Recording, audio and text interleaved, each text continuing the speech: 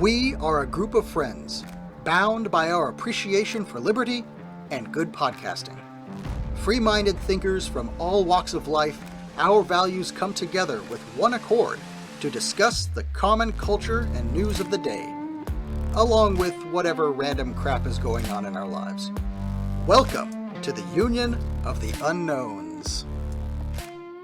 Welcome to another edition of Union of the Unknowns. And today we have a special guest, Maryam, which I'll introduce last, even though I kind of just did a soft introduction, but I want to get everybody else introduced. And then we're going to also show her amazing documentary that she has been putting together. So from my left, Terry from Canary. Hey, Terry. Hello. We have Toons Tyranny. And we also have Ashley. Hello. Toons looks kind of frozen. And then Maryam, do you want to just do like a soft introduction? And then I'd love to show part of your documentary. And Stella. Hi, Stella. Oh, and Stella. Hello. Stella's on. Hey, Stella. Yes, Sorry, I I'm was sorry. looking at the videos. No drama. Okay. All right. Maryam, do you want to just give us a little bit of a highlight? Yeah. I am an investigative journalist of 25 plus years. I hail from Montreal, Canada, and I'm best known for directing the film Vanishing of the Bees. I've been covering medical freedom and vaccine safety since 2012. And in the past couple of years under the Rona regime, I've become quite censored, but I won't let them silence me. No. I was saying the other day, or a bunch of us were saying this the other day, I was like, we all just kind of made it when they were putting all the pressures for the vax and all that stuff, that we just made it without still being able to like function in society and do what we needed to do without having to take it. So that was a blessing. Absolutely. You have an amazing new documentary that's going to be coming out, and I'd love to just share a snippet of it here. Yes, this is the trailer. So, yep, your trailer. Here we go. Third precinct is up in the flames. We begin with breaking news in South Minneapolis. Caught on tape, a black man pinned to the ground, later dying after a white officer kneeled on his neck. It started with a report of a forgery in progress and ended with Floyd's death. The situation has become volatile at the 3rd Police Precinct tonight. As police officers and protesters clash over a man's death. Frustration pouring into the streets of America. I can't breathe! It all stems from this video.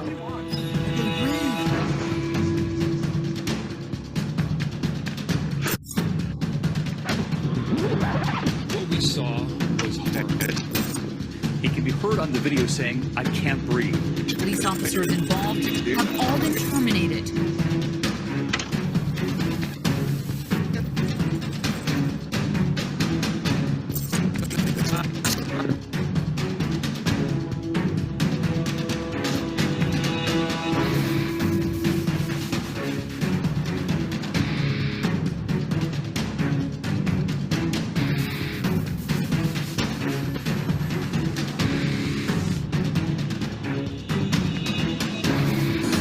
It's in here.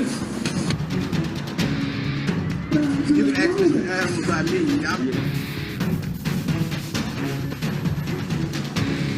Man, I'm scared as fuck, man. You must start breathing. Let's start breathing. It's gonna go off on me. I can't choke. I can't breathe without it.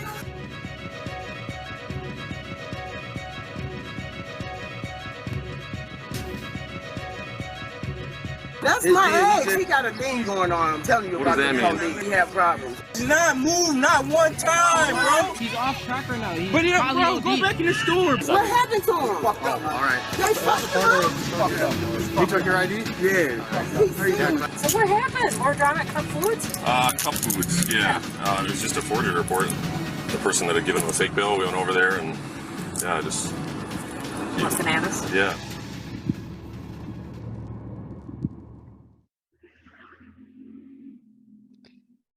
Well, that is crazy. I'm sure a lot of people have a lot of questions. Before we go anywhere, this is also the site to where to go donate towards the documentary, and we'll have the link in the show notes. So please go and help Maryam out, spread the truth about what has happened. As you know, in society, when truth starts to come out, controlled opposition really wants to silence us and push us in a baby in a corner or something like that. But listen, we cannot get put in corners. You know what I mean? Like, the truth must come out. And Maryam, thank you so much for what you're doing. So what inspired you to do this documentary? You know, I never planned to spend 2 years of my life on George Floyd.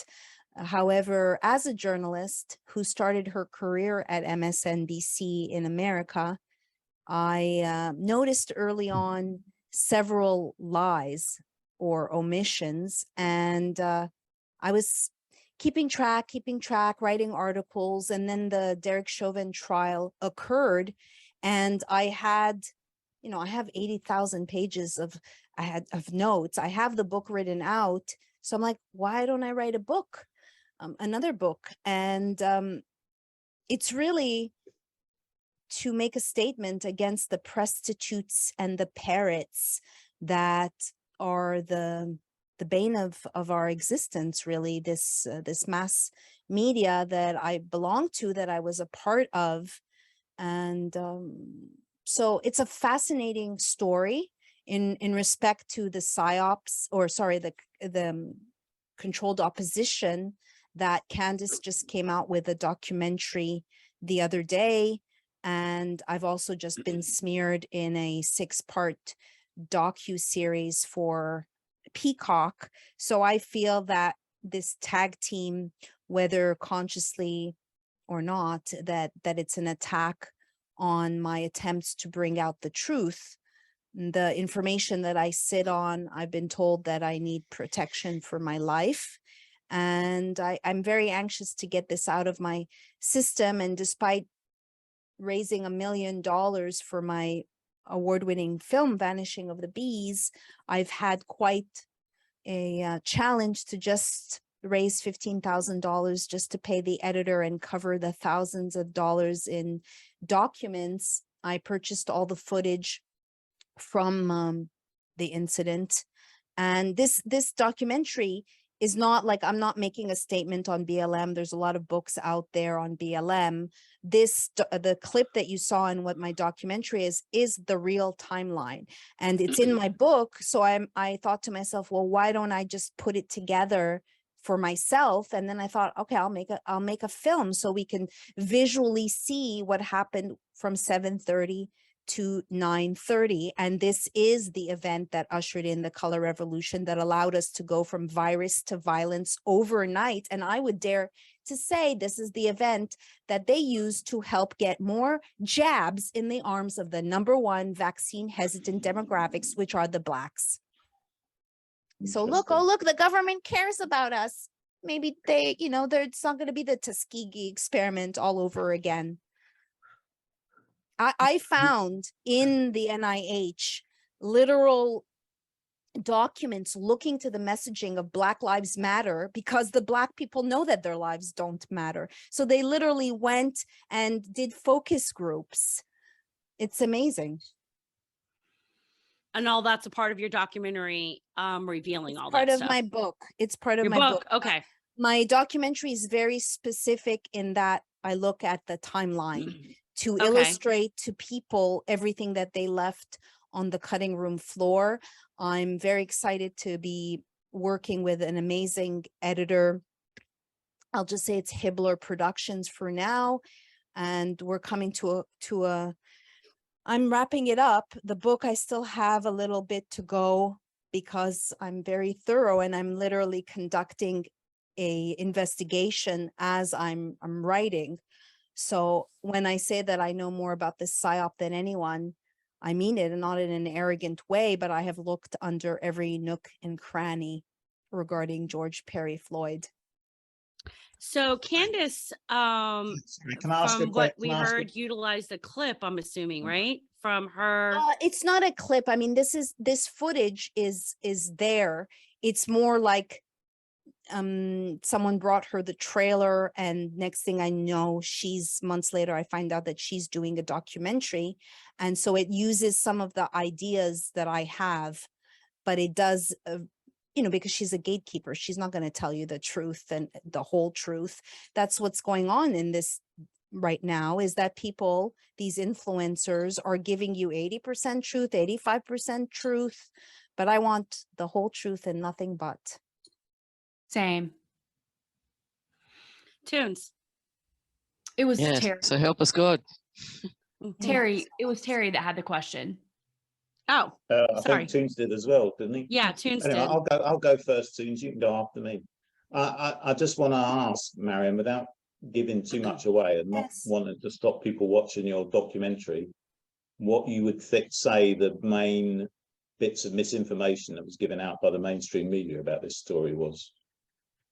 Well, I would say it's more what they left on the cutting room floor, but let's say in creating a composite of George Floyd. So for instance, they said that George graduated from Yates High School in 1993. Well, I interview he's a man now, but he was a boy, and he was at that 1992 game, and it's Floyd George. It's not George Floyd. So they're literally using another human being to add substance to this career criminal. Now, nobody is justifying that someone should die, right? But to be turned into a modern messiah, and for Joey B and the likes to compare him to Jesus Christ, this is a conscious move. It's now a hallowed ground in the George Floyd Plaza that nobody can even walk where he took his last breath, and there's argument that he was already dead when they put him on the gurney, and that everything that preceded was just for optics to show that they cared. In reality, when you look at the footage and you see the supposed paramedic, it doesn't look like there's quite an emergency. They're fuddling. If you saw the footage of Thomas Lane in the ambulance, literally doing chest compressions on George, and yet this guy, this rookie, got 3 years in state, and 2.5 years on the state level for not doing enough. So there's a lot of details that together, when I create a tapestry of truth, you cannot, putting all these details together shows a bigger picture of how they lied to us. And if you break it down, the speed in which things happened, in reality, a real investigation would take just about the time I'm taking, 2.5 years. It's not this Mick justice, and it's not vengeance as justice. The trial, like people are asking me, why did you cover the trial when it's fake? Well, it had very real repercussions. 3,000 bills plus have been impacted. And I would also venture to say that this was the duty to intervene live exercise, that they used this to be able to change the duty to intervene laws. And they made it seem like those laws were already in place, but they were not, because these rookies, and what happens in these psy-ops, because I was really, and I'm still just honestly trying to understand how they are able to pull off such a grandiose event, right? And so on one end of the spectrum, you would have the belief that this is an event that after the fact, the media can pluck and use. And then on the other end of the spectrum is that, oh, it's all fake. And I'm somewhere in the middle, where in my book, I'm a journalist, I'm a real journalist, and only in the end will I venture to say this is my theory, but I'm outlining all the characters and showing you what's behind the veil. And I've done tons of FOIA. I even own George Floyd's debt. So George owes me $20. And I did that so that I can run the social security number and see what I could find, which was a lot. Wow, that sounds like a lot of groundwork to do. Sounds expensive as well.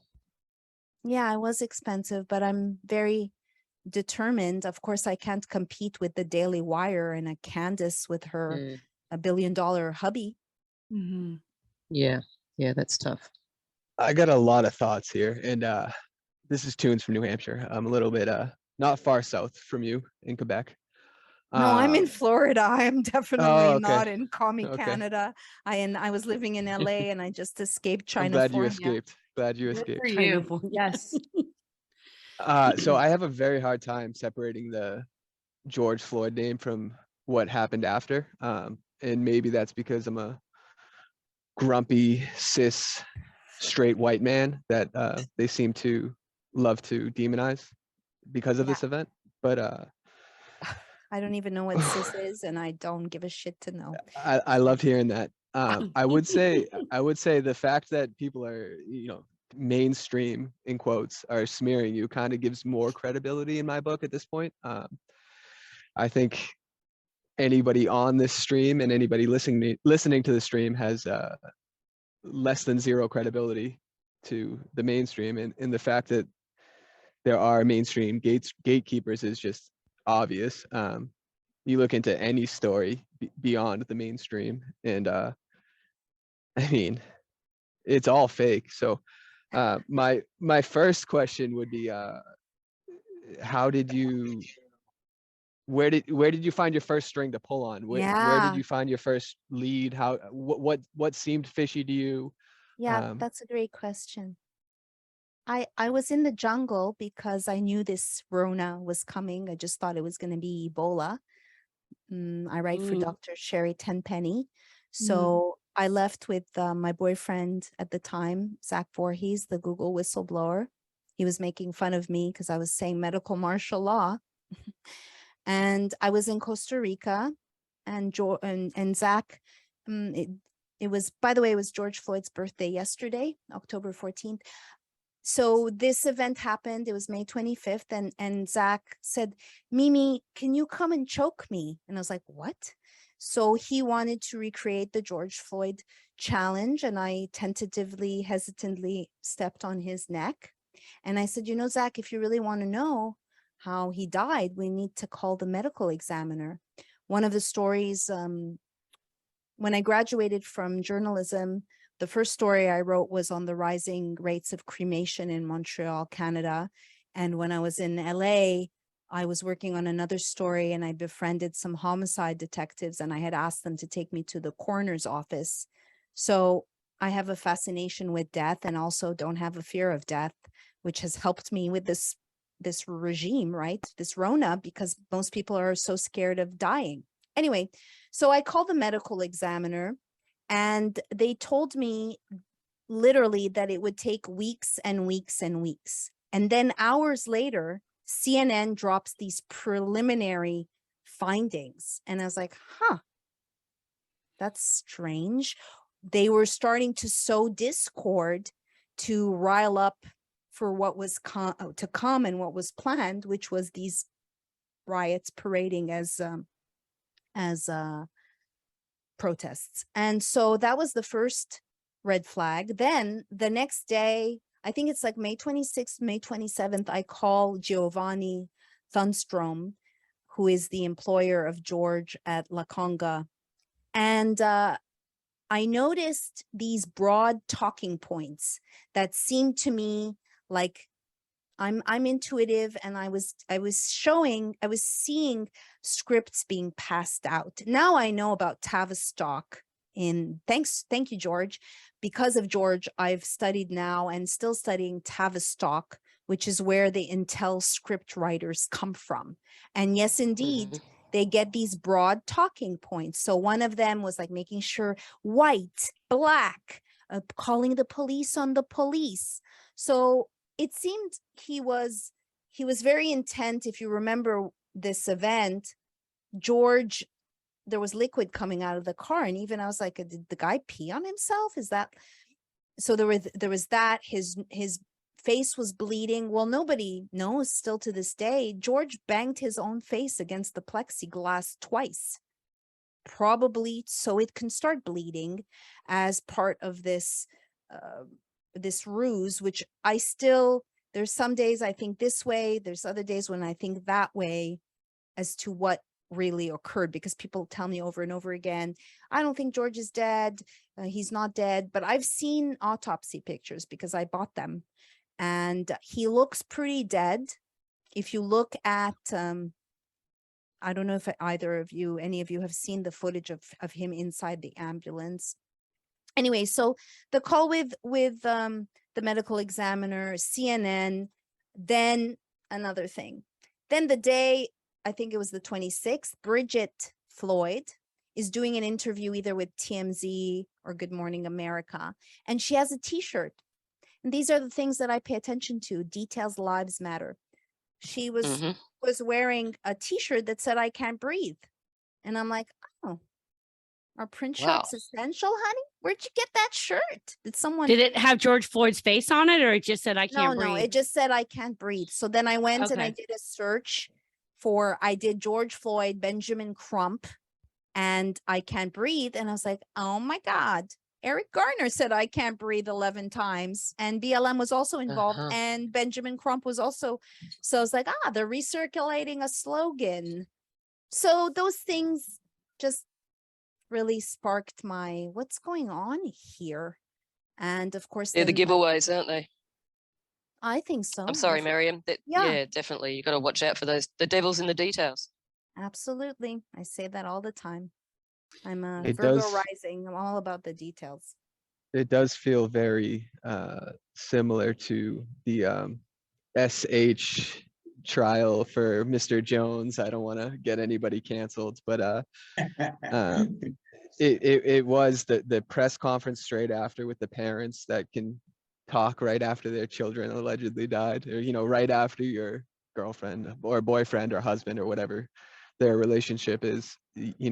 Instantly you can talk to media and not choke up, and you can actually make a sentence. I can't imagine that if my wife was killed by a police officer, I'd have any interest in speaking to the media the following day. Yeah, or the other end of the spectrum, that it's so over the top. Let's say George Floyd's one of his many baby mamas to parade their 6-year-old at the time and cry and have all these cameras. How effing selfish are you? Would you? I would never subject my child to that. And then let's say, look, Courtney Ross, the supposed fiance that Maurice Lester Hall, who was with George that day, who's now in jail, who I did a 2-hour exclusive with. Courtney wasn't even his girlfriend, but yet she was there every single court day with her tears on demand and her Kleenex when she wasn't even with the guy.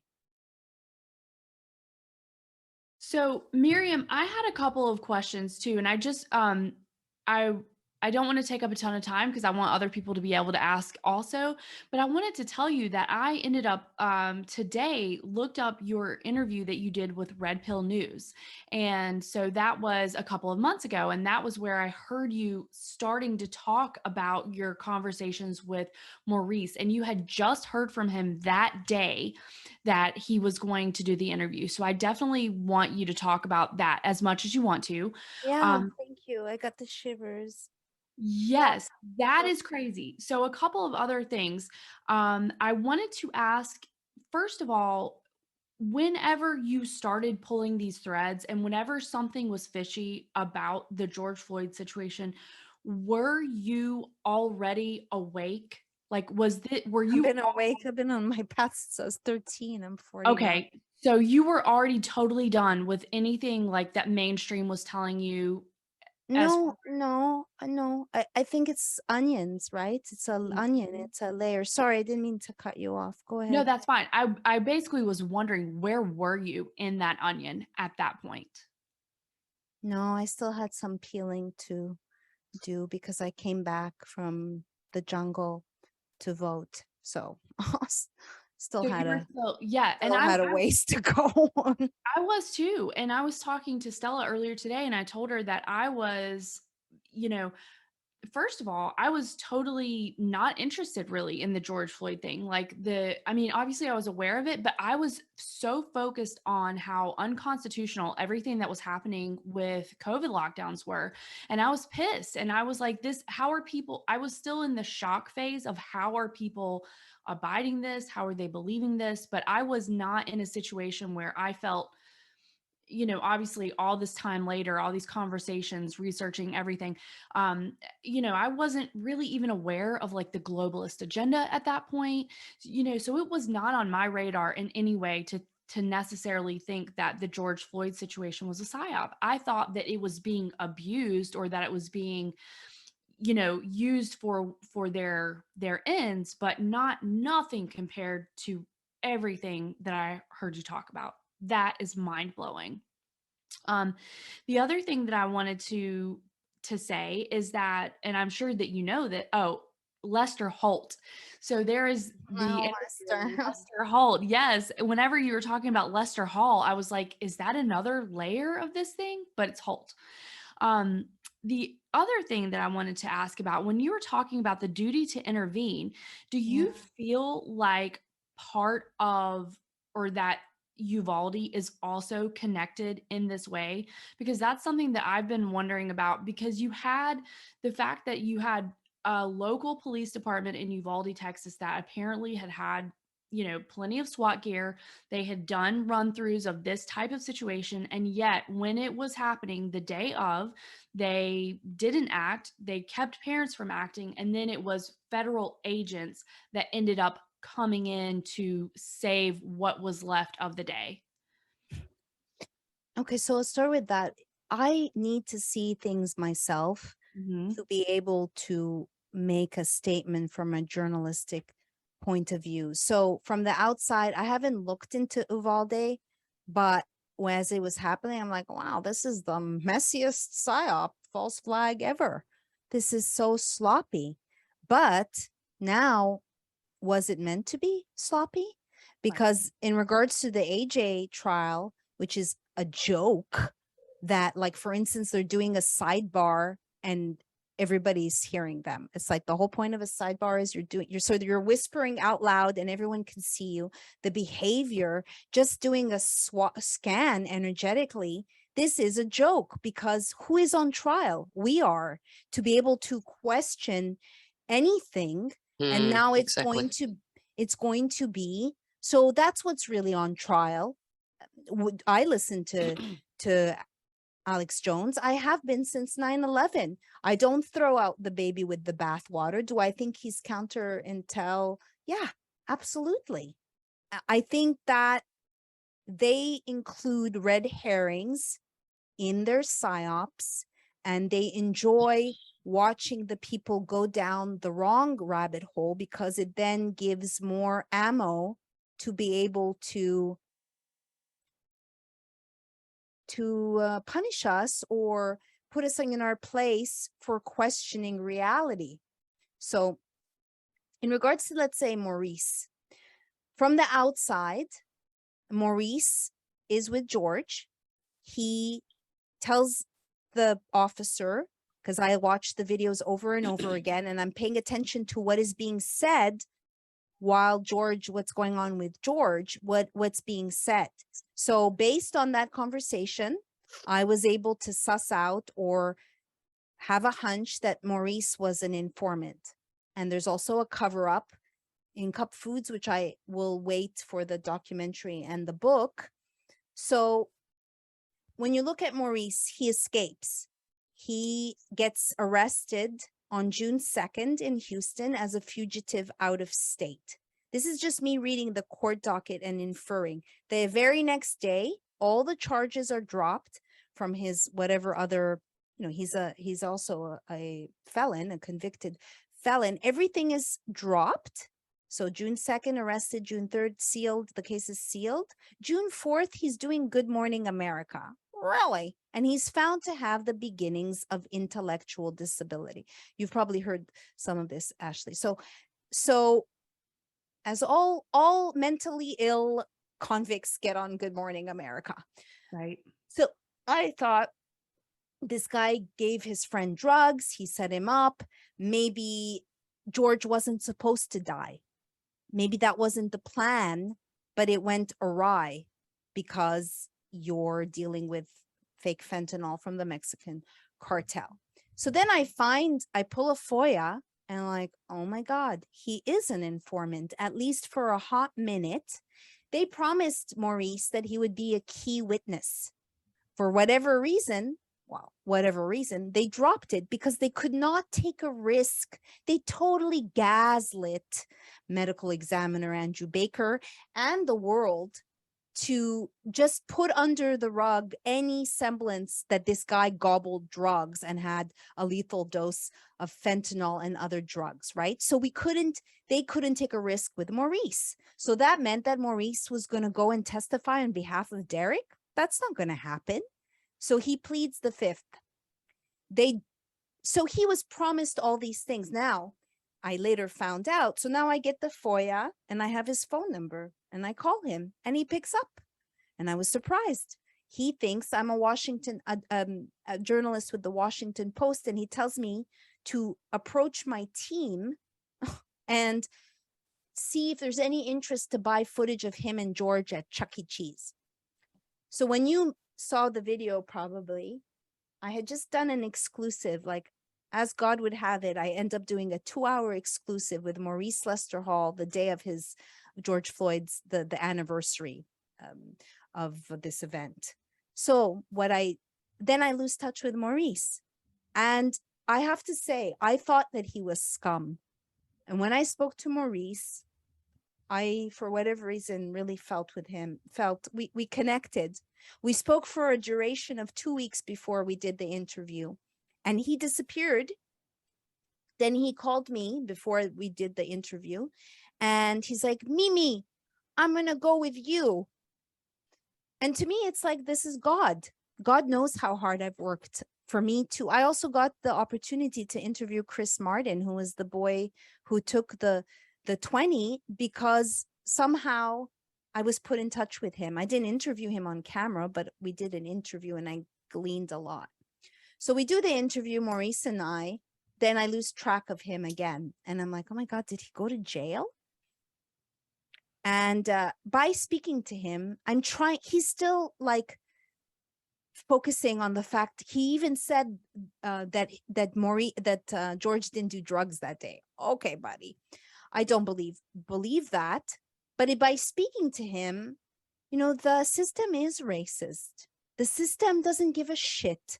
The CPS has taken away Maurice's child. And then what really struck me is that no one from the Floyd family ever met with Maurice. And now I've learned that they've never even gone back the family has never gone to pick up any of George Floyd's belongings. Very weird. I have something else that I'm sitting on that is explosive, and I found it through working with a PI, but I'm not able to confirm what it is that I'm looking at. Any case, so I called a mentor, someone who's been mentoring me on this. It's Joel Gilbert, who did the Trayvon Martin hoax, who shows without a shadow of a doubt that Crump committed witness fraud. And he kind of told me, do you think they recirculated all of Maurice's charges and now he's in jail? So he got the warrant the day after he and I did the interview. And so it was kind of hinted to me that perhaps I'm the reason why. Now, who the hell am I? But I think Maurice is in jail right now because there's a trial that's happening on the 24th of the 2 remaining officers. And this is far from over. There's going to have oral arguments for Dereck's appeal. And Dereck is also going to, he has a tax evasion trial. Anyway, so thanks. So then I contacted Maurice's mom. So when you start speaking to the mom, was he involved as I thought? Was he a used in this, did he give drugs to George, or George gobbled the drugs when Thomas Lane came to the car and suffered an overdose? Would he have died if George had participated with the cops? Yeah, that was a long answer. Thank you.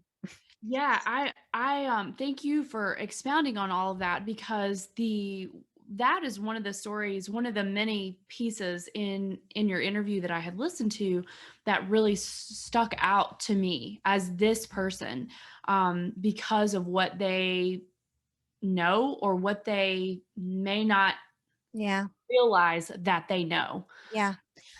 I want to say also that when I say that they compartmentalize, and so not all the players, it's perfect to do a duty to intervene, which they designed.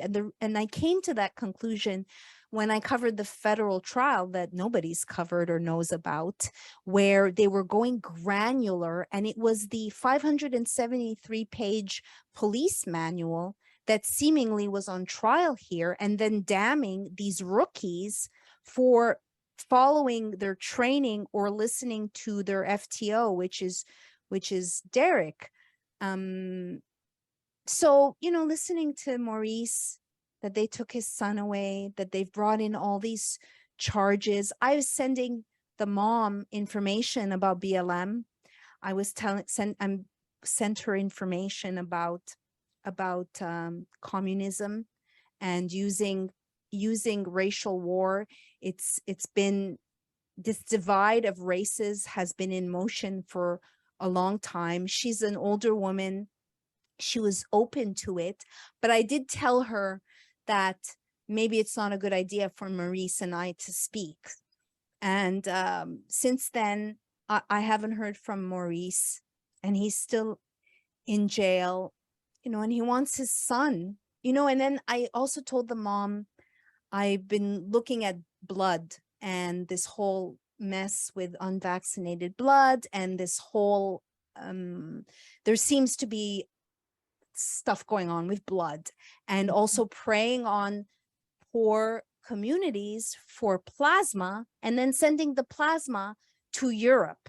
So I was telling her they're preying on poor Black people.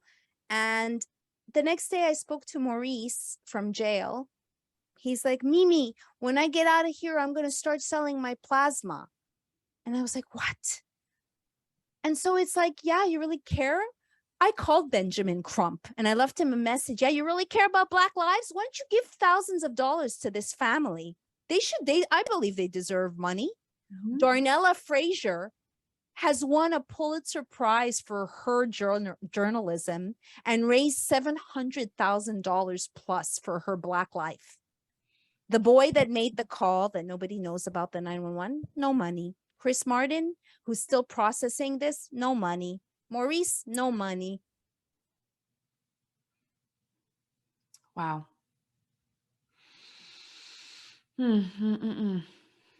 Muted, Jackie.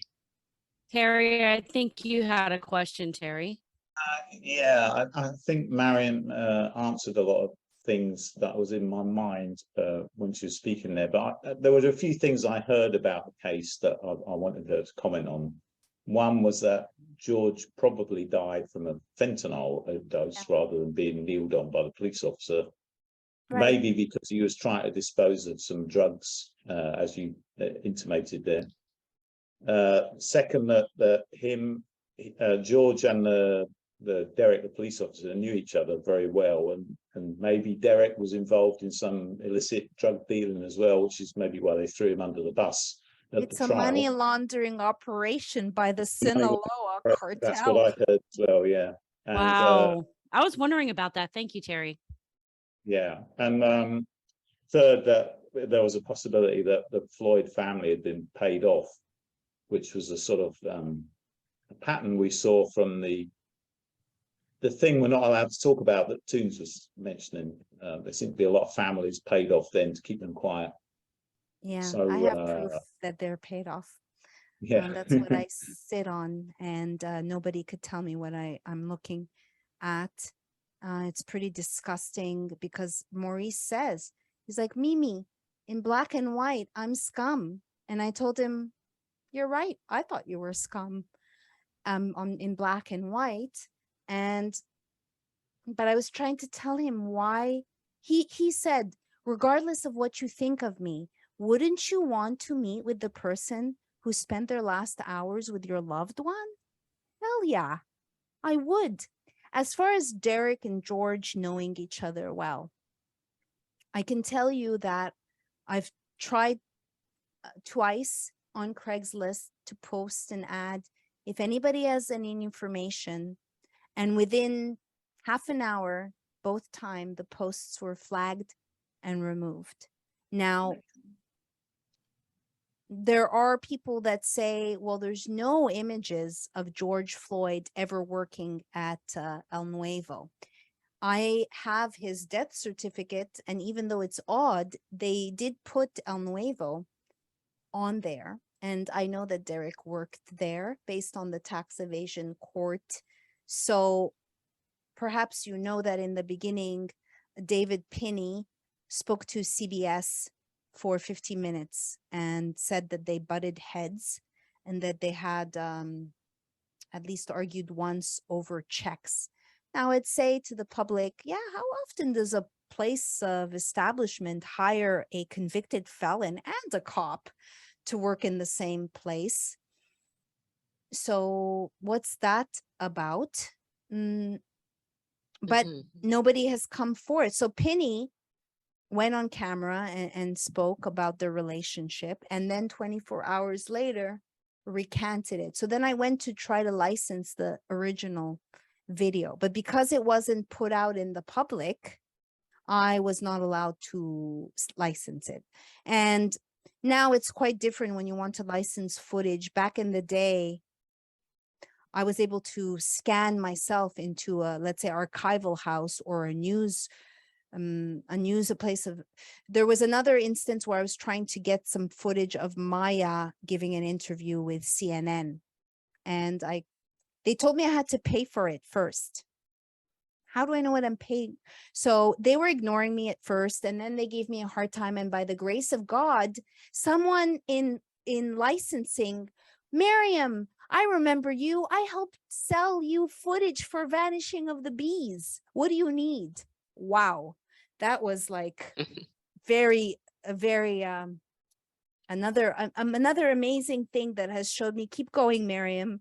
For whatever reason, God has picked you to bring out the truth for whoever gives a crap about it, for the history books, because now we are scribes. We are watching history before our very eyes by the ministry of truth, erasing, vaporizing, rewriting it. Crazy. Yeah. 100%, and they are writing all this history now. It looks like insanity to us.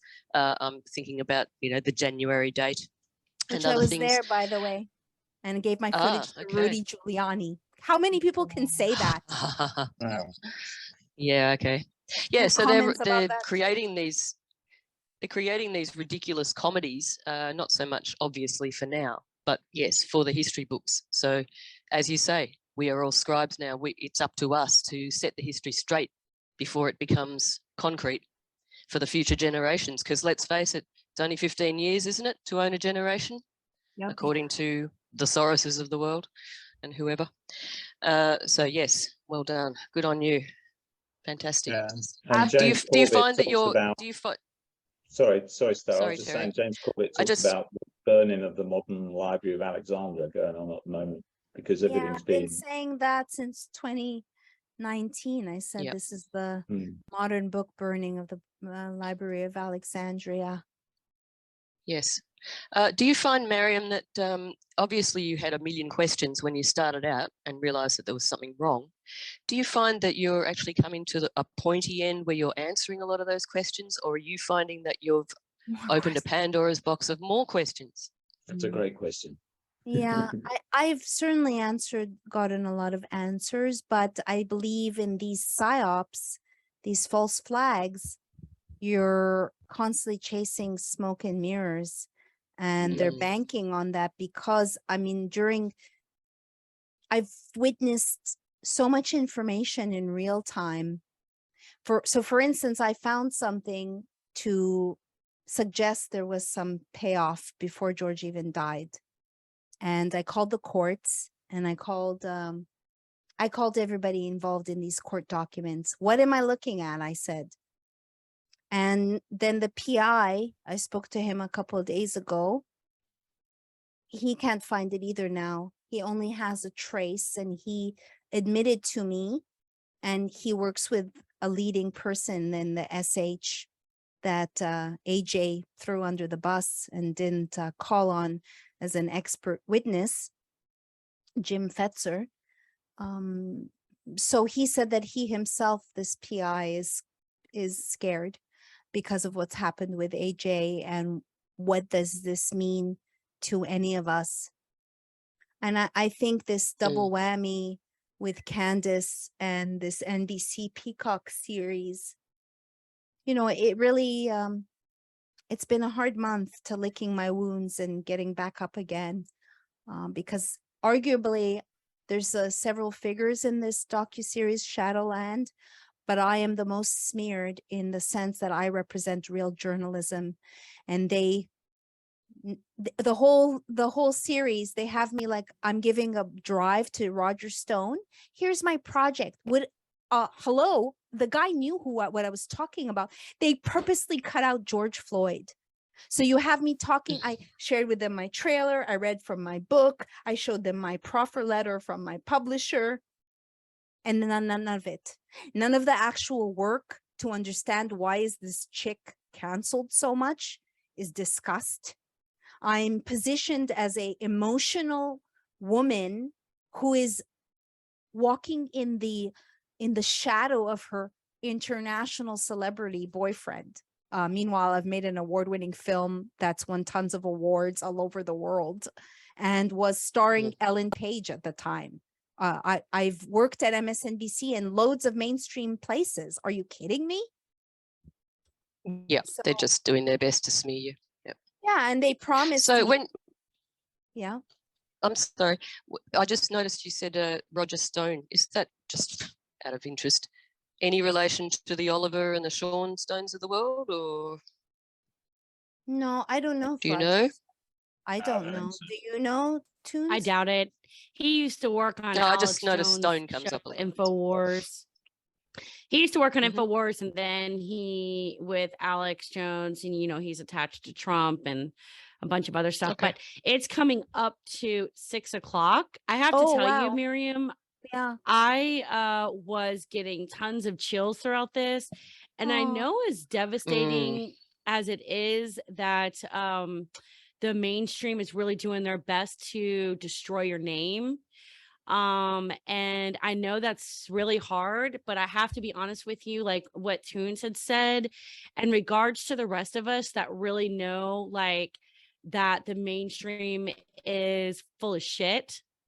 And that to have someone who is countered against and have the media do everything they can to try to destroy, when your book releases, that you'll come out on top of all this, and make sure that you understand that at the end of the day, that it doesn't matter what anybody says, that your faith and God is going to be the one he's the one putting all these people around you and covering you and protecting you, and the angels and stuff like that.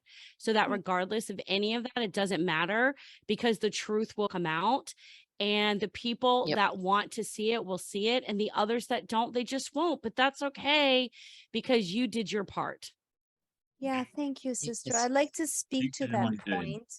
I'd like to just say, I chose to do this, right? Even though I've been victimized and I talk about my censorship, it's not what happens to you, but what you do with what happens to you. Right. So I was anticipating, I know people constantly, if I could bottle my passion, I'm just being myself. And people are always like, I love your passion. I'm just being me. I know I'm authentic. I'm not wearing effing face diapers on masks on top of masks. However, they literally, this is the Atlantic, which I did not know. Nobody told me the Atlantic was involved, which is Tavistock CIA and NBC. nobody told me it was the Atlantic. 2, they said to the media, because I've worked in Hollywood, that's where I started my career, in LA, in Hollywood. They literally told the press not to publish our names. Now, how can I prove that? I know how it works. You send out a wire, and then all these alternative media will reach out to the effing people in the series. One, none of us were invited to their effing premiere. The premiere was brought to you by Pfizer.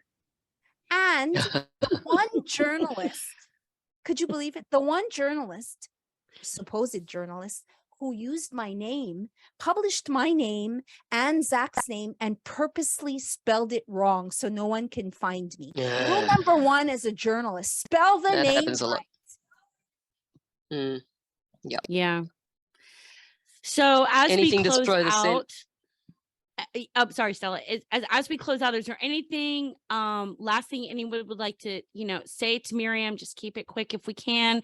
And then Maryam, if you just want to close us out with any last thoughts, and then we're going to redirect them back to your GoFundMe page. Yeah, Definitely not GoFundMe. It's Gifts and Go. GoFundMe is Gifts and Go. Yeah, I'm sorry. with, Definitely with not a Big GoFundMe. Pharma. I've been banned from GoFundMe since 2019. Give, send, go. I have it sharing on here as everyone closes out.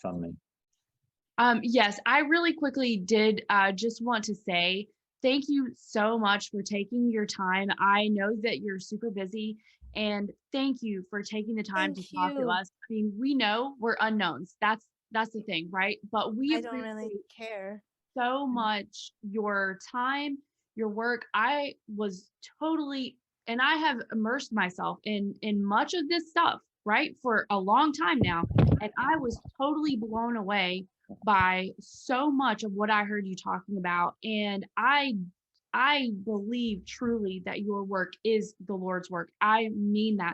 We have talked about in this podcast that we are in a spiritual warfare right now.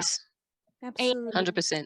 And so in telling the truth, that I know you're not a victim, because telling the truth means that you are strong because of everything that you have sacrificed to do that. And you are not stopping. And it's so important. And I appreciate it. Just everything so much. Yeah, I don't really care if I speak to unknowns or I just am very grateful for being given the voice, and I thank God for giving me the gift of gab and speaking, because a lot of times when I'm doing there's transmissions, there are channels, I don't I'm not saying during an interview, but when I'm doing a Facebook Live or Instagram Live, just to get it out there, I really believe a voice is speaking through me, and I am doing the work of God. Perhaps on the other side of all of this, we will realize this was all a test. And for anyone whose faith, my mom, I say this in interviews, my mom's like, Mary, do you pray to God? And I say, don't worry about my faith, mommy, because I didn't forsake my God-given immune system for a jab from hell. And now you're vaccine injured with a permanent respiratory issue because you didn't believe me or listen to me. So we each have our karma and dharma. I wake up in the mornings and I say, please, God, use me. Let me be of service. I am an empath. Unfortunately, I feel deep, and I am sad for humanity. I am disappointed at humanity. I strive for excellence, having almost died several times. And I encourage people to go within. I pray that people can cultivate self-awareness and mindfulness and say sorry to one another and look at their own shadow instead of projecting shit. But as we know, this is also empaths versus a whole slew of narcissists that are sociopathic. Yeah. And there seems to be no repercussions for their actions. So yeah, I just encourage people to go within and find their own path and whatever gives them purpose in this world. And I'll keep on trucking. I do lick my wounds. I'm human. More so also in this series. Yes. I'd just like to say, I just want to echo everything you just said there. I'm very aligned with how you feel there. So thank you, and God bless you. And you're definitely going to be in our prayers. A very good message. Yeah. Thank you both, all of you. Thank you. Thank you, everyone. And we're closing out. Thank you, Maryam, for coming on. Please go to her link that we'll have in the show notes. Please donate to her fund and help her get this documentary completed, because she has the truth. And without the truth, we cannot prevail. So let's move forward in truth, and have an amazing evening, everyone. Amen. Bye. So much. Thank you. Thank God you. bless. Thank you for tuning in for another episode of Union of the Unknowns. You can find new episodes every week on all your favorite podcasting networks.